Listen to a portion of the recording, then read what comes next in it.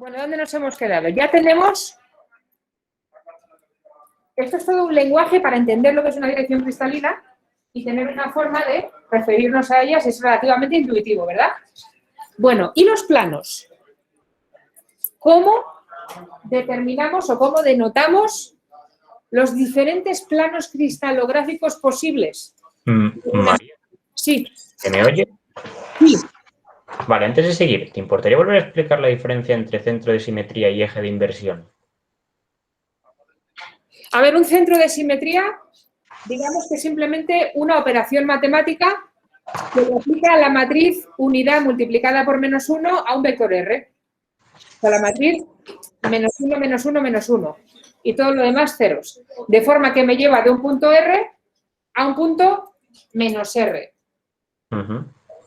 Si en vez de poner punto, punto, yo pusiera uno de objeto a objeto, por ejemplo, si pongo mi mano aquí y el origen está en mi cabeza, la operación centro de simetría haría que mi mano se convirtiera de estar así a estar así.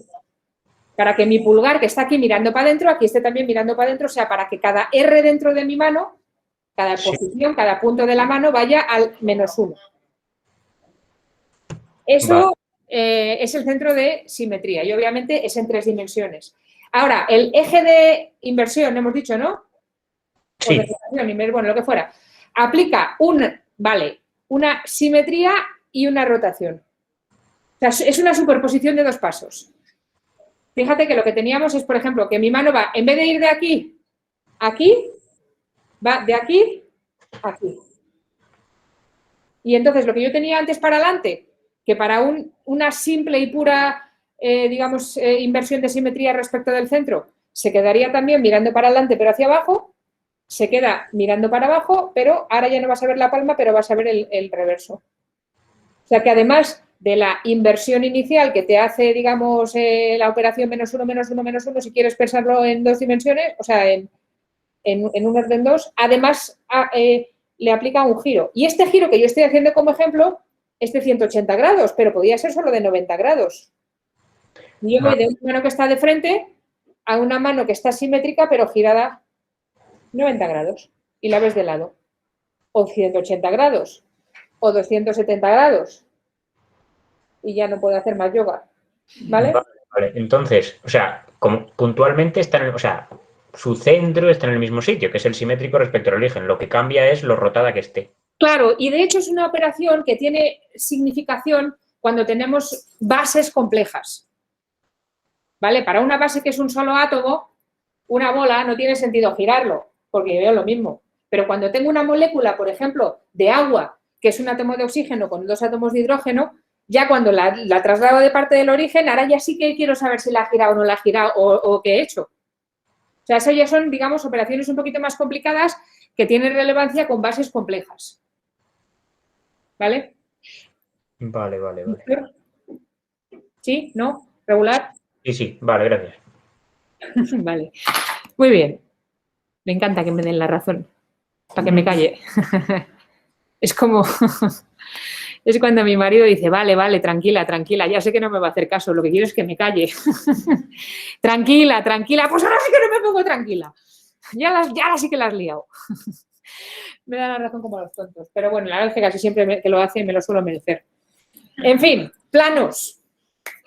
Y para planos ya sí que vamos a hablar en 3 dimensiones, porque en 2 dimensiones no tiene sentido hablar de planos, porque solamente hay un plano que es el del universo bidimensional y ahí hablamos de direcciones, pero en 3 dimensiones ya sí que podemos hablar de planos, ¿vale? Bueno, pues entonces, ¿cómo llamamos a los planos cristalográficos?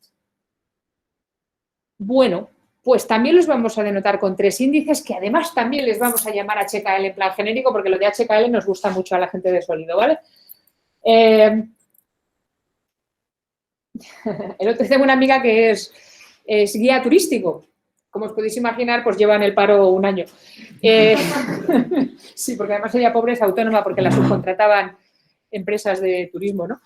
Y estábamos el otro día hablando por teléfono y, pues claro, ahora todo el mundo habla mucho por teléfono y además te tiras hablando por teléfono 2 horas de chorradas que no le interesan a nadie, pero bueno, porque te hagan compañía, ¿no? La gente. Yo hablo mucho por teléfono y también hablo mucho con mis perros. Pero bueno, Total, que esta chica se llama Merche y estábamos hablando y me contaba, me estaba recomendando un libro de Madrid para leer. Este libro es interesantísimo y demás, es de Madrid, pues de historietas de Madrid, obviamente relevantes para un guía turístico porque vive de contar historietas de los sitios, ¿no? Y me hacía la siguiente reflexión que yo nunca había pensado, y es que cuando ella lleva a un grupo de gente, iban a ver un museo, un palacio, un sitio, un puente, una iglesia, lo que fuera, pues obviamente uno pensaría, desde su, digamos, inocencia, que me llevan a ver la iglesia de, qué sé yo, los Jerónimos y quiero que me digan, esto es un gótico flamígero del siglo no sé cuántos, construido por el arquitecto no sé quién, no sé cuál, bla, bla, bla. Y me dicen, no, Mariano, ¿no? O sea, bájate de la moto que vas en la dirección totalmente contraria. La gente no quiere que le digas, es un gótico flamígero del siglo XV. Bueno, sí, se lo puedes decir rapidito, pero corta los detalles. Lo que la gente quiere que le cuentes son las historietas. Aquí vino el rey Alfonso XIII y se tomó aquí un vino y encima, pues yo qué sé, contó un chiste. Y por eso se llama la esquina del chiste. Y eso es muy interesante. Y la gente entonces le daba más propinas, ¿no? Pero del gótico, flamígero y demás, pues le interesaba a un par de raros, pero el resto de la gente decía, vale, pero aquí esto... Y es lo que la gente se lleva, las historietas. Hace mentira, ¿no? Pero al final la gente, sí, yo estuve en el sitio donde Alfonso XIII contó un chiste. El único de su vida, porque era un tío más soso que tal. Pues bueno, pues ya está, ¿no? Total, que... ¿Por qué he dicho esto? Porque por lo de los perros, no lo sé. Bueno, el caso, que no sé por qué lo he dicho. Pero seguro que ya me acordaré de lo que iba a decir cuando haya acabado la clase. No os preocupéis si no estáis ninguno. Bueno, a lo que vamos a hablar de planos cristalográficos. Y lo que os decía, también vamos a llamarlos con unos índices. Pero estos índices, en este caso, igual que los HKL en el caso de las rectas, que tienen que ver con la inclinación relativa de la recta con respecto a la red, elegimos un origen, un sistema de coordenadas y ya ponemos unos vectores directores y entonces ya podemos proyectar y todo eso, ¿vale? Pues con los planos vamos a hacer lo mismo. Vamos a elegir un origen, un sistema de coordenadas y vamos odio cuando me pasa eso, que voy a contar una historia y me olvido del final. Es casi tan mal cuando cuentas un chiste empezando por el final, ¿no? Pero bueno, nada, no os hagáis mayores. Bueno, sí, haceros mayores, que la alternativa es peor. Vamos a ver. Si el plano es cristalográfico. Eso, vamos a utilizar ahora también 3 índices, porque uno para cada dirección del espacio definida por los vectores unidad de mi sistema particular, ¿vale? Pero van a tener que ver con la inclinación relativa del plano respecto a ese sistema de esa terna de referencia. ¿De acuerdo? Entonces, lo único que sí, que no he dicho con las rectas, pero lo voy a decir ahora, y con los planos va a ser lo mismo, es que cuando hablamos de una familia de planos, por ejemplo, la 1-0, o en el caso de 3 dimensiones será el plano 1-0-0, ahora vemos cómo se define eso, me refiero a todas las rectas que van en esta dirección, o sea, esta, las paralelas, todos los planos paralelos van a tener el mismo nombre, porque como el origen en una red cristalina no nos importa, porque todos los orígenes son equivalentes, estamos hablando de toda la familia de planos paralelos de las mismas características. Bueno, pues en el caso de los planos, a esta terna de índices que me van a definir la orientación relativa respecto de la celda unidad que yo elija, es tan importante que tiene un nombre que se llaman índices de Miller. Vamos a ver cómo se llaman los índices de Miller para un plano particular. Imaginamos que tenemos una red, por ejemplo, cúbica, definida por 3 vectores A1, A2, A3, que podrían ser pues, los 3 de los IJK de un sistema ortogonal de toda la vida, ¿vale? En una red cúbica podemos interesarnos en definir tipos de planos diferentes. Por ejemplo, el que fuera así inclinado, que tiene como normal la 1-1-1 del plano. O el que va desde la punta de A1 hasta la punta de A3, hasta la punta de A2, esto define un plano, ¿vale? O el que va desde la punta de A3 hasta un medio de A1, un medio de A2, este azulito. O uno de los 3 planos que llamaríamos XY o XZ o YZ en coordenadas cartesianas. Por ejemplo, el que si A2 fuera Y y A3 fuera Z, pues este sería el plano YZ, perpendicular al eje X. ¿Cómo llamamos en cristalografía a esos diferentes planos o a cualquier otro? ¿Vale? Bueno, pues vamos a definir estos 3 números que se llaman índices de Miller precisamente para ponerle nombre y apellidos a cada uno de esos planos. Y, como lo he dicho, todos los planos paralelos, igual que todas las rectas paralelas, van a ser equivalentes. Yo para definir los índices de Miller me voy a fijar de toda la familia de planos posibles el que está más cerca de mi origen para poder contar las cosas con números pequeños, ¿vale? Entonces, ¿cómo escribimos estos tres números índices de Miller HKL relacionados con la inclinación relativa de este plano en mi sistema de referencia?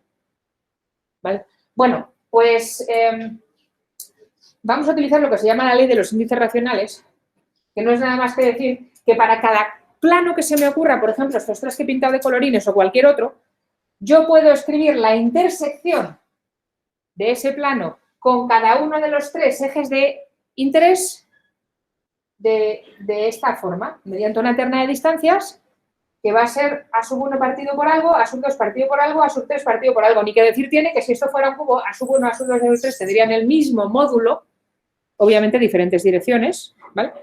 Pero voy a hablar de las intersecciones de esta forma y entonces lo que va debajo de cada uno de los tres vectores, estos tres, para definir las intersecciones van a ser los tres índices de Miller. Ahora vemos como esto. Pero, por ejemplo, el plano naranja, este, intersecta A sub 1 en una unidad de A sub 1, un módulo. El plano azul intersecta A sub 1 en un medio de A sub 1. El plano rojo no intersecta con A sub 1. O podéis decir que intersectan infinito si queréis. No.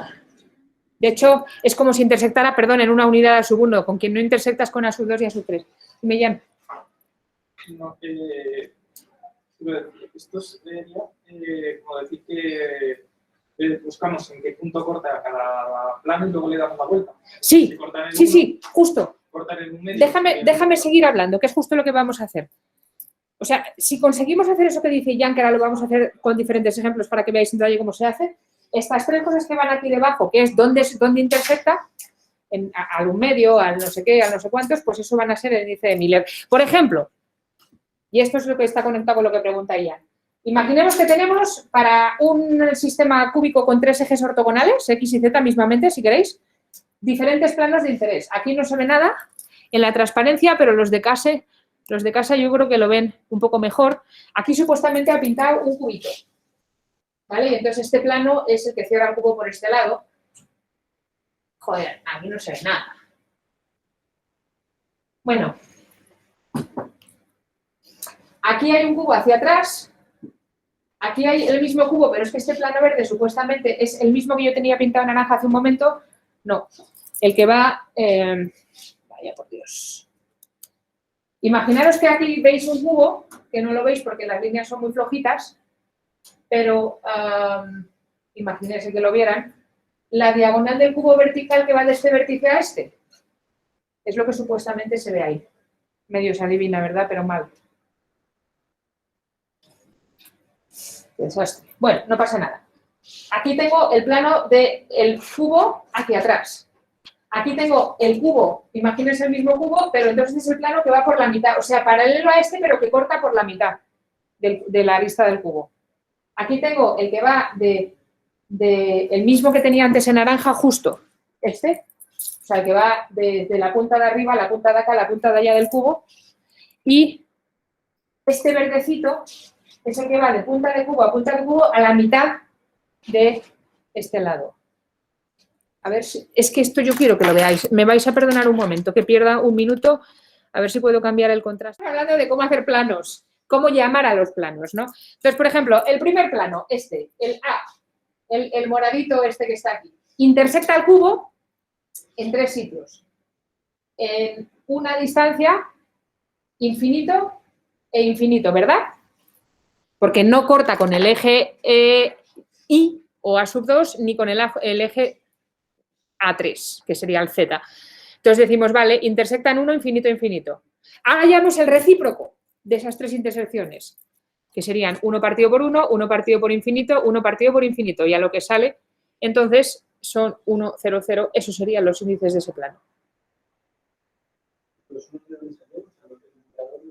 Vale, no, una cosa que creo que está conectada con esa pregunta. Para hablar de este plano vertical, estamos diciendo, vamos a buscar los nombres de las familias de planos, pero tiene que ser el más cercano del origen, pero sin estar en el origen. O sea, si yo quiero saber de este plano de esta cara del cubo, tengo que ser de esta, no de la que está pasando por el origen, porque si no, ahí a ver dónde corta eso. ¿vale? Entonces, lo dicho, esto corta en una distancia a lo largo del eje 1, infinito por el eje 2, porque es paralelo, infinito por el eje 3, que es paralelo también.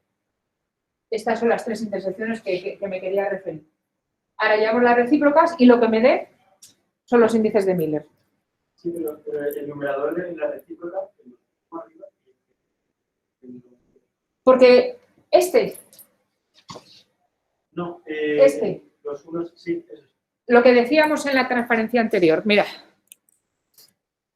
A ver, es que yo sé que me explico como libro cerrado a veces, ¿eh?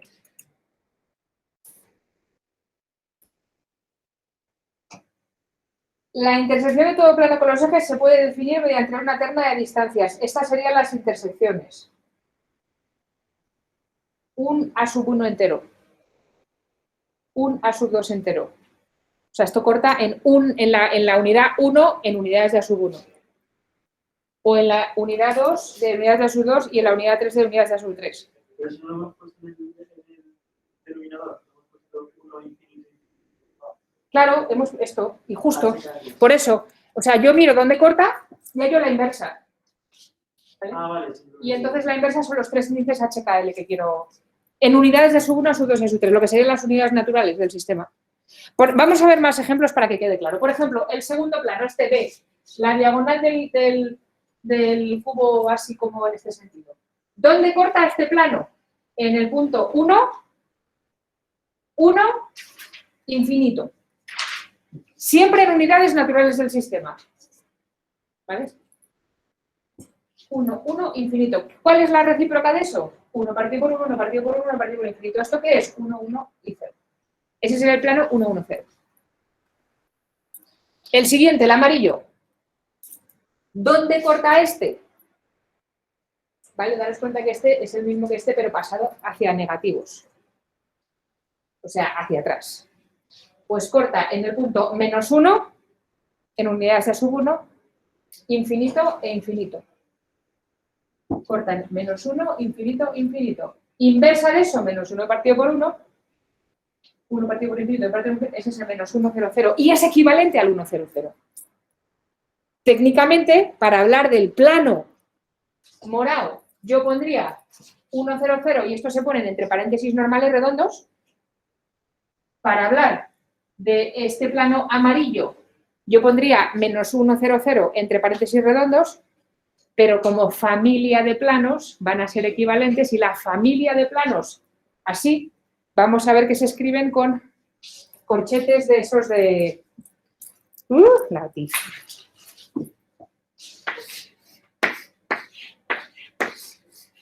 ¿Vale? Esto es familia de planos equivalentes. Lo voy a poner en un momento, ya sé que los de casa no veis esto, pero lo vais a ver en un momento. Pero bueno, planos equivalentes. El plano este, el rosa, bueno, rojo claro. ¿Dónde corta? En un medio de A sub 1, infinito, infinito. Escribo eso. Hallo la inversa y sería 1 partido por un medio, que es 2. 1 partido por infinito, 1 partido por infinito, eso que es el 2, 0, 0. O sea, el plano 2, 0, 0 corta a medio camino del 1, 0, 0. Dime, Jan. Salvo que lo pongas en algún tipo de contexto, es decir, que digamos que los planos están situados pues, un medio uno de otro, serían virtualmente equivalentes, es decir, el 2, 0, 0 que el 1, 0, 0, ¿no? Correcto. Está preguntando Jan, para los de casa que no le están oyendo, que salvo que lo pongan en algún tipo de contexto son el mismo plano. La respuesta es sí. ¿Hay algún tipo de contexto en el que esto va a ser relevante? Alguno habrá. No es lo normal. Pero es solamente un ejemplo de cómo se llamaría, si a mí me interesara, porque el contexto lo manda, hablar del plano que va por la mitad de la celda. ¿Vale? ¿Qué contextos pueden ser interesantes? Pues, por ejemplo, en una red cúbica normal y corriente, donde en cada nodo del cubo, en cada vértice del cubo hay un solo átomo y es el mismo, o sea, una red simple, una base simple, perdón, bueno, pues puede ser interesante o no, pero no muy relevante. Pero si tuviera una red compleja con muchos átomos, igual ya sí que es interesante pensar que estoy por la mitad de la celda. No, bueno, ya lo veremos. Pero efectivamente no es muy importante. Es solo un ejemplo para que veáis, si a mí en un contexto dado me interesara hablar del plano que va por mitad de la celda, ¿cómo le llamaría? Pues el 200. Pero es paralelo al 100 y en el fondo es cristalográficamente parecido, salvo por un pequeño detalle, y es que los planos 100, me da igual que sea el 100 que era este, perdón, que el menos 100 que era este, pasan por nodos de la red y el 200 no pasa por ningún nodo de la red. Entonces, Porque no intersecta con ninguno, va por la mitad. Sí, pregunta. entonces no sería cristalográficamente equivalente, ¿no? Correcto, del todo equivalente no es, efectivamente. Muy bien. Más, este plano, este de aquí, este rosita, que corta en una unidad de A1, una unidad de A2 y una de A3, intersecta en 1, 1, 1. En unidades naturales, de nuevo. El recíproco del 1, 1, 1, 1, 1, 1. Ese es el plano 1, 1, 1. Y este otro, que corta a mitad de A1, pues este sería el que corta en 1/2 de A1, 1, 1. La recíproca de 1/2, 1, 1 sería 2, 1, 1. Ese sería el plano 2, 1, 1. Es que justo esto también lo vemos en materiales, entonces tengo algunas dudas para saber qué diferencias hay en la terminología que utilizamos en materiales y en esta asignatura. Debería de ser la misma la misma terminología. Vale. Que, por ejemplo, en materiales sí que podíamos plantar por el origen donde quisiéramos. Y aquí también. La otra cosa es que, si no me acuerdo mal, también teníamos que, si tuviéramos una fracción, después de hacer el recíproco, lo teníamos que multiplicar por ese número. Bueno, teníamos que hacer Sí, para que te dé entero. hacerlo. O sea, eso sí, es verdad. Si tenemos una fracción, aquí es como lo he hecho en un medio, pues el inverso da 2 y ya está. Los índices de Miller finales tienen que ser números enteros. Si por lo que sea me las apaño para llegar a una terna de índices de Miller que me sale 1, 1/2, 0, lo tengo que multiplicar todo por 2 para tener el 2, 1, 0 para que la terna sea números enteros. Eso sí. Los índices HKL tienen que ser números naturales, ¿vale? Bueno, naturales, positivos o negativos, pero enteros. Pero no podrías a priori, un poco, quitando el caso patológico, no lo podrías poner entre comillas en un número irracional. Vale, pregunta Diego si lo podemos poner en un número irracional. Yo no sé cómo sería eso. Igual que el 1/2, 0, 0, pues lo pones en un partido. Vale, dice si podemos hacer el plano que corta a distancia pi. Bueno, para empezar, Bueno, 1 partido pi. 1 partido pi, que sería 1 entre 3, 14, podrías. Lo que pasa es que es un caso que la naturaleza luego no es relevante a la hora de describir propiedades. Pero en la red recíproca, que va a ser la red del espacio de difracción, la red del espacio de momentos, sí va a salir cosas de esas. Porque ya ahí las cosas se van a medir en unidades de pi partido por distancia y demás, porque va a ser el espacio de las fases. ¿Vale? Pero ya llegaremos ahí. ¿Vale? ¿Alguna pregunta de la gente de casa? Sí, yo tengo una pregunta. Dime. Si tenemos el 0, ¿Sí? entonces podemos poner infinito. No, lo que hemos dicho es que hemos de coger el plano más cercano al origen sin que esté en el origen. Entonces, si tuvieras un plano que pasa por 0, a ver, técnicamente cualquier plano que quieras lo puedes poner pasando por 0. Por ejemplo, el planito este verde, tú lo puedes correr media celda unidad y que sea el paralelo, pero que pase por este nodo. Por poder. Pero no queremos que pasen por 0. Entonces, lo corres lo justito para estar lo más cerca posible del origen, pasando por nodos, obviamente, sin que esté en el origen, para que corten algún sitio finito. Que corten infinito es cuando estamos hablando de direcciones que son paralelas al plano. ¿Vale? Está pensando, no lo veo claro. Sí, vale, gracias. Pero bueno, no os preocupéis que con los días ya iremos hablando de cosas y lo vamos a visualizar un poquito mejor. Vale, pues con todo eso dicho, decirme que haga un par de comentarios y antes de hacerlos voy a deshacer todas estas cosas porque luego salvo los cambios y os quedan unas gráficas horribles. Me encanta. En la vida real podía haber un undo de estos, ¿verdad? Pero no lo hay. Vale. Muy bien. Pues ahí estamos. Presentar y compartir. Nos quedan 10 minutillos. Vamos a seguir un poquito más.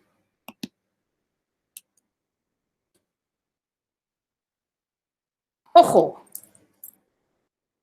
Tanto para direcciones como para planos, los valores de los índices dependen del sistema de referencia que yo coja y, por supuesto, de la celda unidad que yo elija. Si yo cojo unos A sub 1, A sub 2, A sub 3 que son así o unos que son así, los números van a salir diferentes para hablar del mismo plano.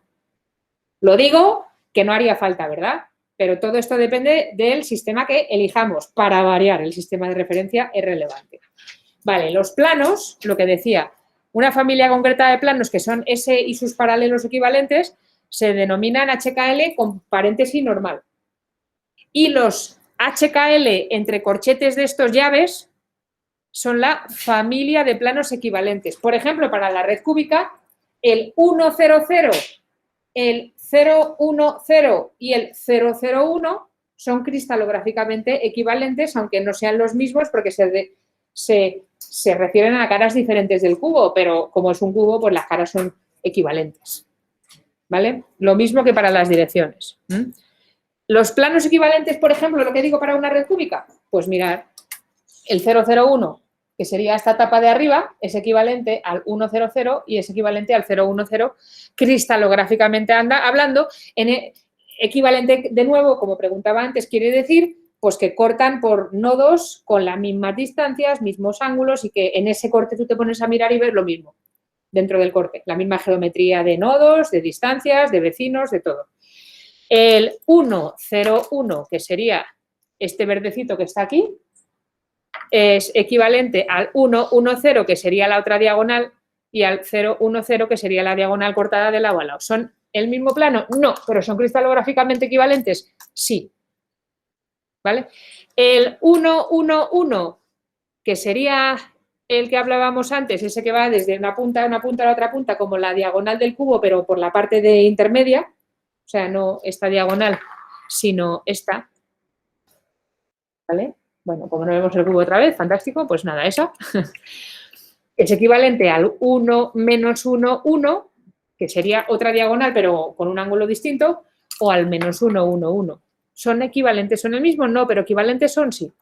En el sentido de que si yo ahora corto el cristal y me quedo con solamente los nodos que salen en ese plano, yo veo lo mismo por los planos 100 que por los 001. Mismo, una cosa cúbica, con la misma distancia, mismos ángulos, mismo de todo. Vale, pues entonces yo llamaría a la familia de planos 100, pues 100, pero con corchetitos de estos. ¿Y puede haber índices negativos? Sí, le ponemos una barrita encima al número de turno que tenga que ser negativo y ya está. ¿Vale? Bueno. Voy a empezar a hablar de redes de Bravais. Esto os lo he subido al campus virtual. En teoría no íbamos a hablar de esto hoy. Pero como es un concepto importante, si empiezo a hablar hoy y lo vuelvo a repetir el martes, pues así, aunque sea a base de insistir, pues mejor. ¿Vale? Esto es muy importante. Ya sabemos cómo llamar a las direcciones, a las posiciones relativas dentro de una celda unidad para los diferentes átomos de una base, a los planos. Hemos hablado de operaciones de simetría y aunque no tengamos muy claras todas las que existen, pero vemos que sirven para, dado un nodo, empezar a reproducir todos los demás y al final describir la simetría de una red, de alguna forma que no va a ser muy importante para nosotros, pero sabemos que se puede hacer. Entonces, los cristales... Ahora yo voy a hablar en general, bueno, primero bidimensionales, pero en general tridimensionales, en la naturaleza pueden tener unas geometrías finitas. Igual que solo existen 32 grupos puntuales, existe un número finito de redes posibles. Vamos a ver cuáles son. Y ya os anticipo que se van a llamar redes de Bravais. ¿Vale? Diremos que dos tipos de cristal son análogos si tienen los mismos elementos de simetría, un tipo de orden parecido, y parecen iguales, aunque no sean en todos los efectos iguales. Entonces, vamos a lo que decía antes, lo que se llama grupo puntual, que es un número de elementos de simetría que definen una red y que hay 32 posibles en la naturaleza, también se llaman clases cristalinas, ¿vale? Pero todas las 32 clases cristalinas que existen algunas comparten suficientes elementos de simetría para que sean lo suficientemente parecidas entre sí que las metamos en un mismo sistema cristalino. Hay 7 sistemas cristalinos en la naturaleza. Y ahora vamos a ver cuáles son. Nos vamos a referir a ellos, les vamos a nombrar a los 7, a que le vamos a poner un nombre a cada uno, y apellidos también. Pero siempre mirando lo que es la geometría de la celda unidad, y aunque sean distintos, van a tener cosas parecidas. Ahora vais a ver a lo que me refiero. Y por cierto, en cristalografía, que esto no va a ser importante para nosotros, pero de nuevo lo pongo para que lo sepáis. ¿Cómo vamos a escribir el nombre y apellidos en términos de símbolos abstractos para que un cristalógrafo sepa exactamente de quién le estoy hablando? Pues con sus elementos de simetría. Posibles elementos que, por ejemplo, nosotros hemos visto. Los ejes de rotación de orden 1, 2, 3, 4, 5 o los ejes de inversión 1, 2, 3, 4 negativos, el plano de simetría M, pues lo que encontraréis en los libros, si algún día lo miráis, es cosas como esto. El grupo puntual fulanito tiene como, por ejemplo, elementos característicos, imaginaos que pone un número X seguido de una M, por ejemplo, 3M. Eso quiere decir que es una red que tiene un plano de reflexión simétrico y además dentro de ese plano hay un eje de rotación de orden X. O, por ejemplo, X con una barra M es que tengo una celda con un plano de simetría y un eje de rotación, pero es perpendicular al plano. O X barra MM, hay 2 tipos de ejes de reflexión ahí. O X2, el eje de orden 2 es perpendicular al eje de otro orden. Son solo ejemplos. No quiero que os los aprendáis. No quiero que aprendáis a hacer esto. No vamos a hacer ejercicios. Solo quiero que sepáis, si lo veis en un libro, qué quieren decir más o menos estas cosas. Entonces, como por ejemplo, lo que os decía, cuando veamos en un libro el grupo caracterizado por los índices 3M, es que tiene un eje de rotación de orden 3 contenido en un plano de simetría. O sea que con ese plano a los 2 lados veo lo mismo y además si giro 3 veces también. ¿Vale? Esto es lo que se llama notación compacta cristalográfica y nos describe el número mínimo de cosas, de elementos que puede tener un subsistema. ¿Vale? Ya os digo, solo para que lo sepáis, os podéis olvidar. Ya os lo he dicho una vez. ¿Vale? Las cosas que os digo más de una vez es para que las sepáis, las que solo os digo una vez es para que os olvidéis. Pero que lo hayáis oído alguna vez, o sea, es culturilla. De nuevo, no va a ser importante para las propiedades físicas del sistema, pero para los que acabéis trabajando en temas de cristalografía, si es que hay alguno, pues lo volveréis a ver y lo vais a aprender muchísimo mejor de lo que me lo sé yo, que no es difícil, por cierto. Pero bueno, en realidad, el número de redes, vamos a ver cuáles podemos tener en 2 dimensiones. En 2 dimensiones en la naturaleza solo existen 4 redes posibles. Pero bueno, vamos a decir que son 5 por comodidad y ahora vais a ver cuáles son. 5. Estas son las redes posibles en 2 dimensiones. Un mundo bidimensional, un plano. ¿Cómo podemos llenar un plano de celdas unidad? Red oblicua. La que he pintado yo todo el rato era oblicua, la romboide famosa, ¿vale? Está definida por 2 vectores A y B, en este caso lo estoy llamando a sub 1 y a sub 2 A y B, pero bueno, llamáis como os dé la gana. Tal es que el ángulo relativo entre A y B, gamma, es el que sea, no tiene que ser 90 ni 30 ni nada, el que dé la gana, y el módulo de A y B puede ser igual o puede ser distinto. O sea, esta es la red más general en 2 dimensiones posible. Es la que se llama simplemente oblicua. La red cuadrada, todo lo contrario. La red más especialita, si queréis ver, la más restrictiva. Los vectores que la definen, A y B, tienen el mismo módulo y además su ángulo es 90 grados. Y eso se llama red cuadrada porque llena el mundo de cuadrados. ¿Vale? Esta era la red cuadrada. Red rectangular, pues como la red cuadrada, pero los módulos de A y B no tienen por qué ser iguales. Y llena el mundo de rectángulos. El mundo bidimensional. El ángulo relativo entre los vectores unitarios es 90 grados, pero por lo demás las dimensiones relativas de A a B no tienen por qué tener la misma.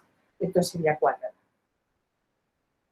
La red hexagonal es un interesante tipo de red en los que A y B tienen el mismo módulo, pero el ángulo relativo entre ambos es 120 grados.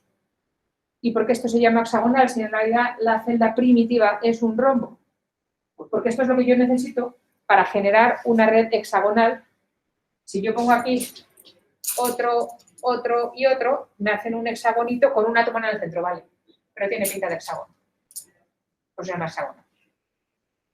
Estas son las 4 celdas primitivas posibles en 2 dimensiones. Y además voy a añadir una red más por conveniencia, que ya no tiene celda primitiva, pero lo que voy a describir es la unidad, que es la rectangular centrada. Es como la rectangular, ¿vale? Pero tiene un átomo en el centro. Esto ya no es una red primitiva. De hecho, ¿cuántos nodos hay en esta celda? 2. El de en medio, que solo está en esta celda, con lo cual está entero contenido, más 4, cada uno de ellos compartidos por 4 vecinos. Con lo cual, 1/4 por 4 más 1, 2. En realidad, la red centrada es una especie de red oblicua, ¿vale? O sea, yo puedo coger la celda primitiva de esto, si tuviera al lado otro rectángulo igual con un puntito en medio, podría coger que los vectores de unidad son estos dos y ahora sí que haría una cosa tipo romboide y sería una red oblicua general. O sea, en realidad una cosa y es la otra, ¿vale? Pero por comodidad, muchas veces yo veo el rectangulito, aunque tenga un átomo en el centro, y digo, está mucho más cómodo llenar el mundo de rectángulos centrados que de oblicuos, que a lo mejor no lo visualizo igual de bien. Es tan importante, fijaros, entender las cosas a nivel intuitivo, aunque no sea riguroso, para llegar lejos y no liarse por el camino y perder la simetría y ahora ya no sé ni dónde estoy. Que nos inventamos la centrada, la rectangular centrada, en este caso particular. ¿Vale? La red cuadrada centrada, por cierto, alguien diría, pues invéntatela también. ¿Tiene sentido? Ya lo estoy poniendo ahí. No, ¿no? La red cuadrada centrada no tiene sentido porque si yo pongo un átomo aquí en el centro es otra red cuadrada, girada a 45 grados. Le pongo este cuadradito aquí y ya está, cuadradito. Es una red cuadrada, lo mismo. No merece la pena definir la red cuadrada centrada. Todas son celdas primitivas, salvo la centrada rectangular, que es unidad, porque tiene ya 2 nodos, no tiene solo uno. Y ya lo que veremos el próximo día es qué pasa en 3 dimensiones, que la vida, ya os pongo aquí y acabo, pero simplemente lo voy avanzando. La vida se complica porque ahora voy a tener 14 posibles tipos de sistemas, de redes, de Bravais, que se llaman. Pero los voy a dividir en 7 digamos, generales, 7 sistemas generales, a base de plantar celdas unidad que parecen, por ejemplo, la cúbica, que es obviamente un cubo, con un átomo en cada vértice, pero luego tengo la cúbica centrada en el interior, que también parece un cubo, pero es el equivalente a lo que acaba de decir de rectangular centrada, ¿vale? O la cúbica centrada en caras, que es un cubo con un átomo en el centro de cada cara. Es mucho más fácil llenar el mundo de cubos así que de lo que es en realidad la celda primitiva de esto, que si hacéis la celda de Wittgenstein es un poco monstruoso. La celda primitiva de uno de estos es la que yo pinté el otro día en el ejemplo tridimensional de la celda de Wittgenstein, que tenía así una forma rara. Era esta, ¿vale? Entonces, le llamamos a las 3 cúbicas, aunque en realidad cúbica primitiva, real cúbica de verdad solamente es esta. Este tipo de celdas son relevantes cuando empezamos a tener bases complejas. Y luego tenemos el sistema tetragonal, que es como 2 rectangulares, pero una centrada en el interior, otra no. El ortorrómbico, que es ya como un rectángulo, pero ya no tiene base cuadrada, sino que tiene base rectangular, con uno en el centro, con un... En fin, ya tenemos celdas cristalinas diferentes, pero parecen parecidas. Y por eso lo que os decía, que nuestras 14 redes posibles las dividimos en 7 sistemas, dentro de los cuales metemos redes que en realidad son diferentes, pero a mí visualmente me parecen lo mismo, ¿vale? Pero bueno, hablaremos de esto el martes, ¿de acuerdo? Vale, pues con eso y un bizcocho, pues hemos terminado la clase de hoy. Esta semana no tenéis deberes, ya hablaremos la semana que viene de deberes. Y nada, si no hay ninguna pregunta más, pues esto es todo. Nos vemos el martes. Venga, chao. Los deberes y teorías se envían por correo, ¿no?